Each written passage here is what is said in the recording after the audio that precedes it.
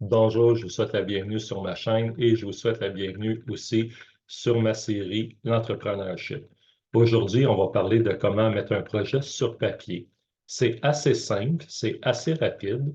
On peut faire ça sur une feuille seulement. Donc, je ne parle pas de l'élaboration complète du projet ou du plan d'affaires comme tel. Ça va être dans une prochaine vidéo, mais plus un gribouillis, juste un papier qui dit, OK, qu'est-ce que je veux faire avec qui, comment, quel genre d'entreprise, quelle envergure, quel projet, qu'est-ce que j'ai de besoin, combien d'argent ça me prend, qu'est-ce qu'il me faut, qu'est-ce qu'il ne me faut pas.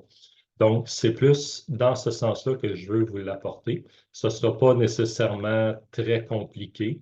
Et les ordres, en fait, la façon que je le propose dans la présentation, ce n'est pas nécessaire non plus que ce soit suivi de la même façon. Ça n'a pas besoin d'être fait dans l'ordre nécessairement. On pourrait écrire plusieurs pages là-dessus. J'ai résumé ça en une seule page pour pas que ce soit lourd, mais c'est sûr qu'il pourrait y avoir des sous-sujets, des sous-sous-sous-sujets et tout ça. Bien entendu, j'en ai pas mis, je garde ça assez simple autant que possible. Les parties peut-être plus importantes, plus délicates, plus au niveau de la forme d'affaires, le plan d'affaires, les choses vraiment concrètes dans un projet ou dans l'entreprise. En fait, je vais en parler plus précisément dans une prochaine vidéo. Donc, je vous présente ici. On est rendu maintenant à l'élaboration du projet sur papier. Donc, comme je mentionnais, je le mets sur une feuille tout simplement pour que ça rentre sur une feuille, que ce ne soit pas compliqué, que ce soit simple à comprendre, parce que tous les projets ne sont pas nécessairement compliqués. Donc, on est rendu ici. Plusieurs façons de traiter, de gérer un projet. Donc, je vais être très sommaire à ce niveau-là ici. Euh, Comme je mentionnais, ce n'est pas nécessaire de le faire dans l'ordre. L'ordre peut être changé et moi, à chaque fois que j'ai démarré quelque chose, c'était jamais fait dans l'ordre de toute façon. Je sais le faire comme il faut, mais je ne le faisais jamais comme il faut. Bien entendu, on a toutes nos qualités et nos défauts, nos bons côtés et nos moins bons côtés. Donc, je n'ai jamais rien fait comme il faut vraiment, mais ça a toujours bien marché quand même. Donc, la morale de l'histoire, je ne sais pas vraiment c'est quoi, mais faites-le comme bon vous semblera, faites-le avec votre intuition, mais suivez quand même des guides, des structures, ça peut aider, ça peut éviter certains problèmes par la suite. Donc, le lancement. Quand on a l'idée d'un projet ou ce qu'on appelle un start-up, un démarrage d'entreprise, on a besoin d'avoir tous les détails. Bien entendu, sur cette présentation-là, je ne mets pas tous les détails parce qu'on pourrait en avoir pour plusieurs pages.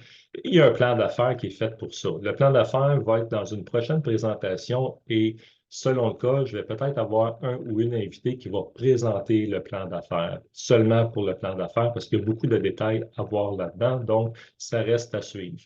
Mais le projet avec tous les détails, si possible, et voir la méthode QQOQCCP. Qu'est-ce que ça veut dire? Ça vient de l'anglais, en fait, when, why, who, etc., etc., when, how.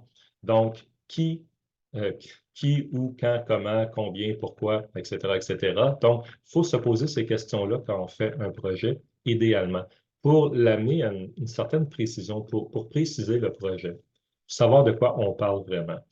C'est quoi aussi le motif ou l'intention réelle de ton projet? Est-ce que c'est quoi ton why? Comme on dit dans le domaine des affaires, souvent on va parler du why.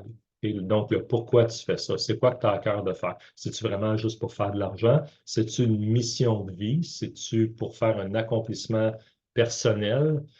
C'est-tu pour faire plaisir à quelqu'un? C'est quoi la raison? La raison est très, très importante parce qu'à un moment donné, des fois, quand ça va bien, ça va bien. Quand ça va pas bien ou quand ça va plus bien, c'est là qu'il faut revenir à notre why. Pourquoi je fais ça? Ou pourquoi je ne le fais pas? OK? Pourquoi je travaille avec telle personne ou pourquoi je ne travaille pas avec telle personne? Ça devient très, très important. Question à se poser. Pas juste dans le domaine de l'entrepreneuriat, mais aussi dans tous les domaines de la vie. La planification.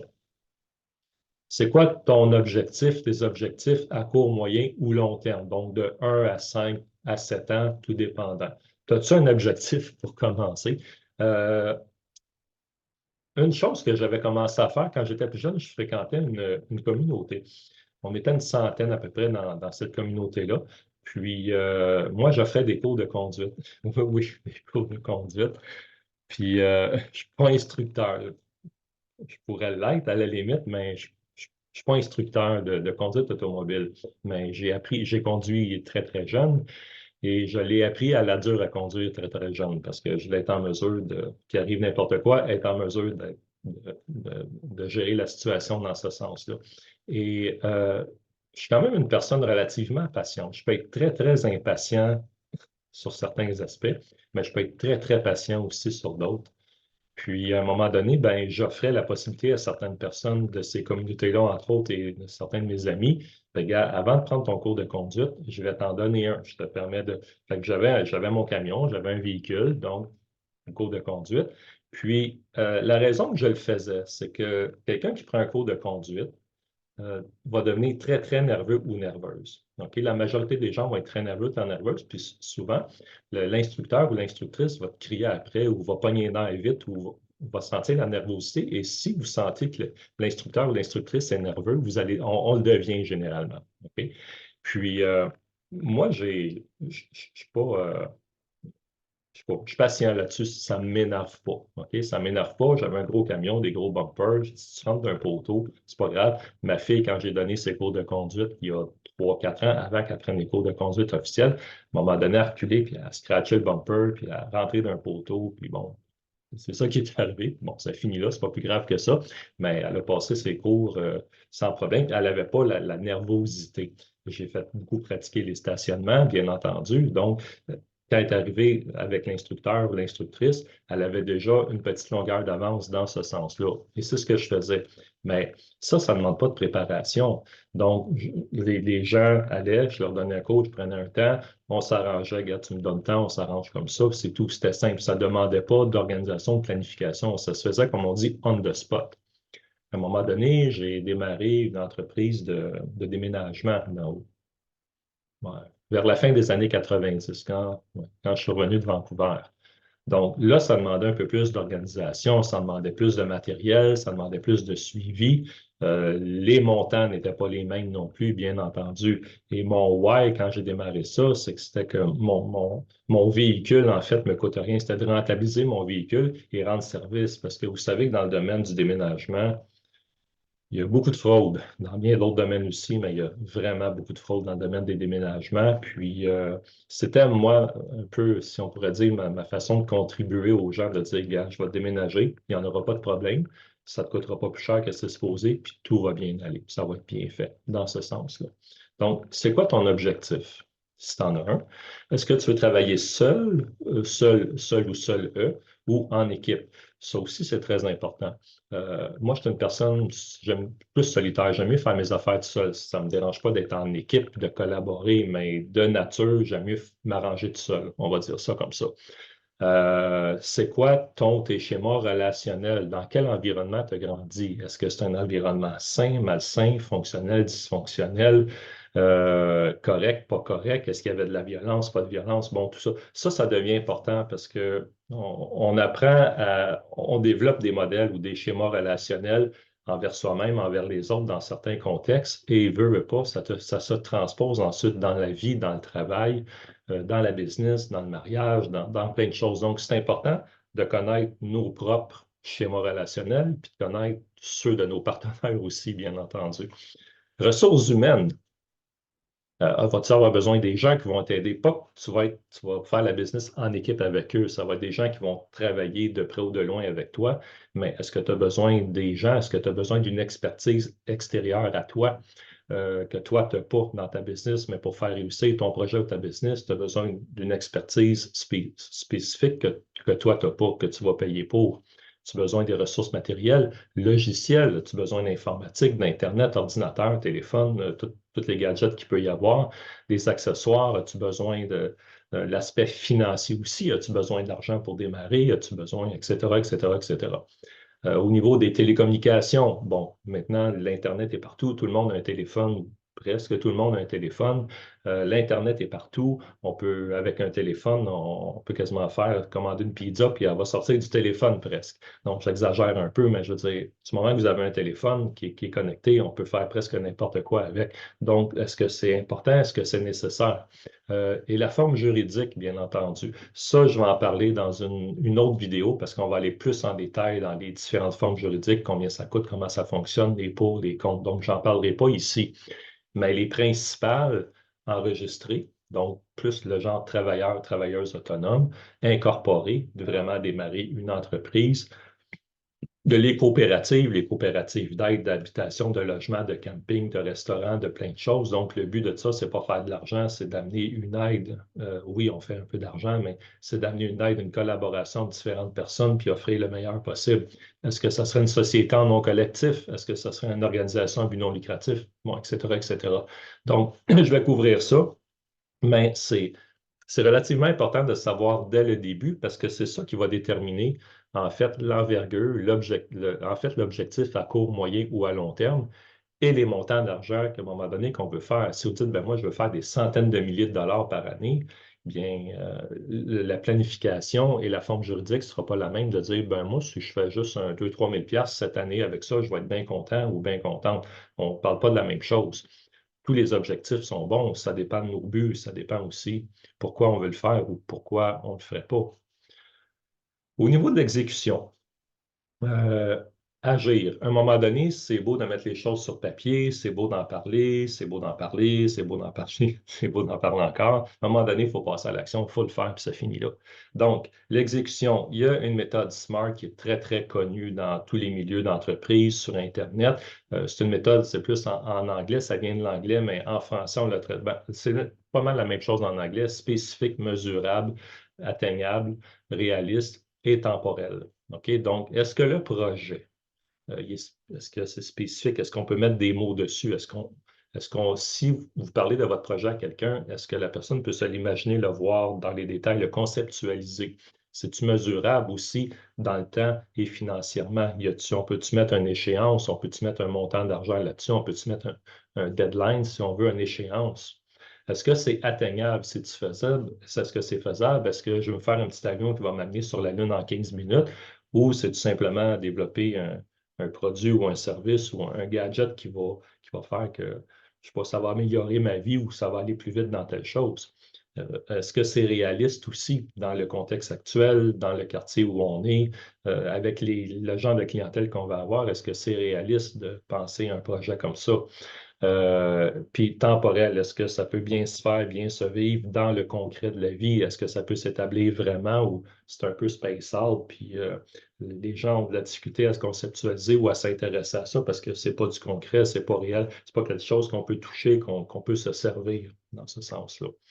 On a-tu le budget, les fonds, le prêt, le plan d'affaires? Le plan d'affaires, en fait, je voulais le mettre dans planification parce qu'il peut aller dans plusieurs catégories. En fait, le plan d'affaires, il va dans toutes les catégories parce que même pour le lancement, selon le cas, moi, en tout cas, comme je vous dis, je fais souvent les affaires à l'envers, malheureusement. Bon, ça finit par se redresser à un moment donné, mais bon. Mais les entreprises que j'ai démarrées, souvent, je démarrais sans plan d'affaires, je faisais le plan d'affaires après. Bon, ça marche quand même finalement, mais c'est préférable de le faire avant. C'est surtout si votre projet demande du financement. Si vous avez besoin d'un financement, autre que personnel ou familial, une banque, un prêteur quelconque, la Banque fédérale de développement, la BDC, en fait, ça vous prend un plan d'affaires. OK? Conception, spécification, réalisation, est-ce qu'on connaît bien notre service ou notre produit? Est-ce que je peux le concevoir? Est-ce que je peux amener quelqu'un à le concevoir? Est-ce qu'il y a des spécifications techniques particulières, que ce soit de la bouffe? Est-ce qu'on a besoin d'un produit? Est-ce que ça se mange? Est-ce que? Puis, est-ce que c'est possible de le réaliser? Pour réaliser un projet, un produit ou un service, est-ce qu'il y a des frais? Est-ce que ça implique d'autres personnes?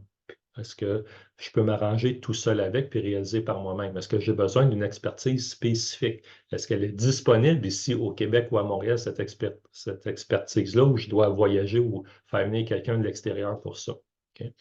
Les tâches, l'horaire, les délais, les échéanciers, la mise en marché, le marketing, la prospection, toutes des choses à travailler que je vais parler dans une autre vidéo parce qu'on va aller un petit peu plus en détail dans ces choses-là. Donc, ce sont des aspects importants. Suivi, gestion. Comment est-ce que je vais établir ma visibilité? C'est sûr que si c'est un projet personnel, satisfaction personnelle, amélioration de soi ou juste améliorer la vie de vos voisins ou de votre quartier, il y a bien des choses là-dedans qui ne sont pas nécessaires, qu'on n'a pas de besoin, bien entendu. Mais si je veux me faire connaître et rester connu, j'ai besoin de développer une certaine visibilité, j'ai besoin de faire une certaine publicité. Et moi, dans mon cas, c'était ma faiblesse. Je ne suis pas bon là-dedans.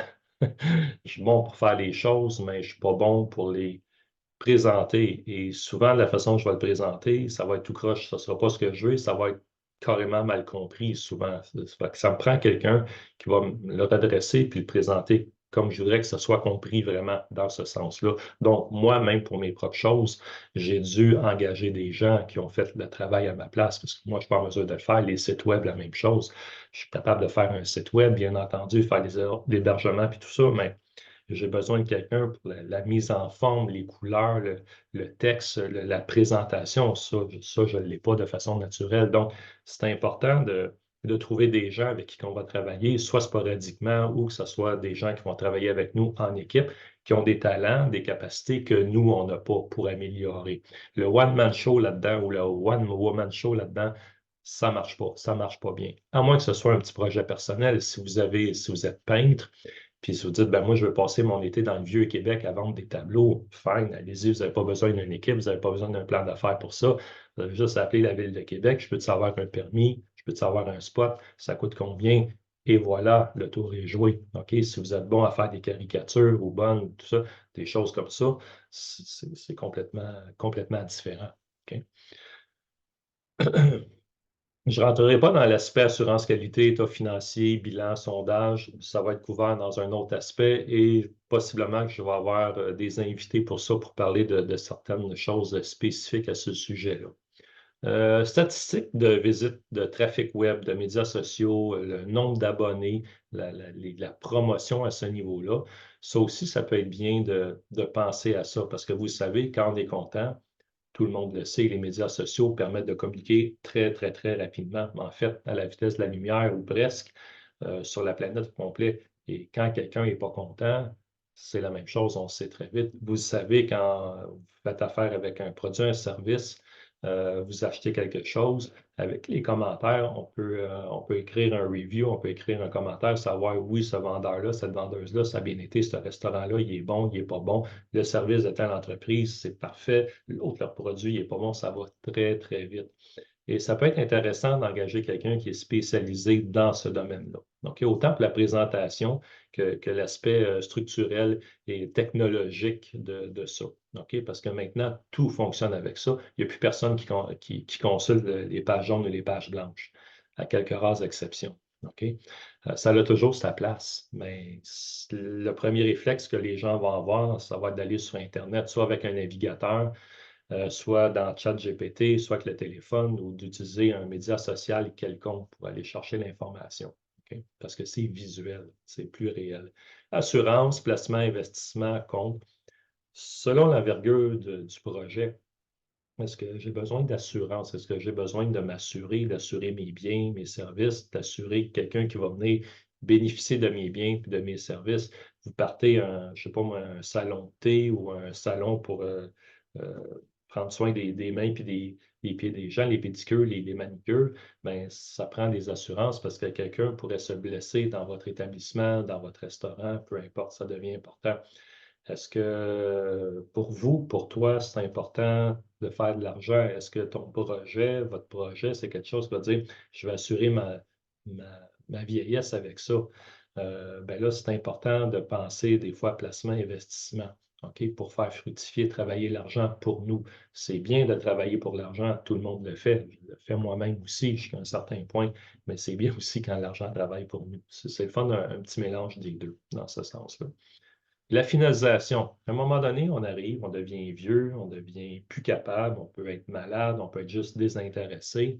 Je pense à une personne comme M. Jean Coutu, les pharmacies, tout ça, qui a été longtemps impliqué dans son propre conseil d'administration avec sa famille, tout ça. Puis je pense qu'il a laissé un très, très beau legs à sa famille dans cette optique-là, M. Desjardins, plusieurs Québécois, même Québécois, pour ne pas le nommer, jusqu'à un certain point. On peut avoir nos opinions politiques là-dessus, mais je veux dire, c'est quand même des legs qui ont été faits, c'est quand même des projets qui ont duré dans le temps, puis qui ont apporté une certaine aisance, là, etc., etc., dans ce contexte-là. OK? Donc, est-ce qu'à un moment donné, bien, je veux arrêter par la force ou par choix? Est-ce que je veux vendre ça et retirer un profit avec ça? Est-ce que je veux fusionner avec une entreprise? Est-ce qu'une autre entreprise ou quelqu'un voudrait prendre mon projet et l'annexer à son projet? Est-ce que je veux juste transférer ça à quelqu'un?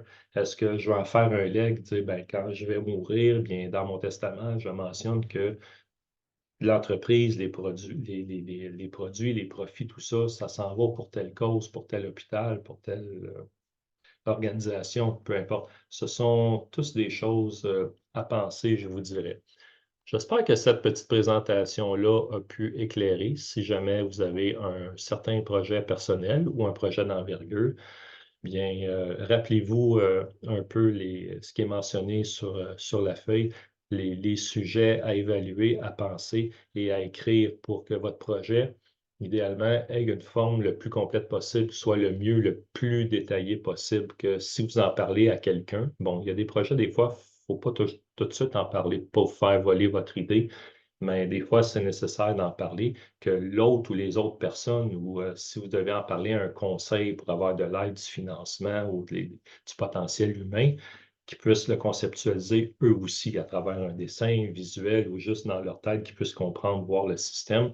C'est bien d'avoir un plan déjà établi. Sur ce, bien, je vous dis à bientôt, puis au plaisir de vous revoir.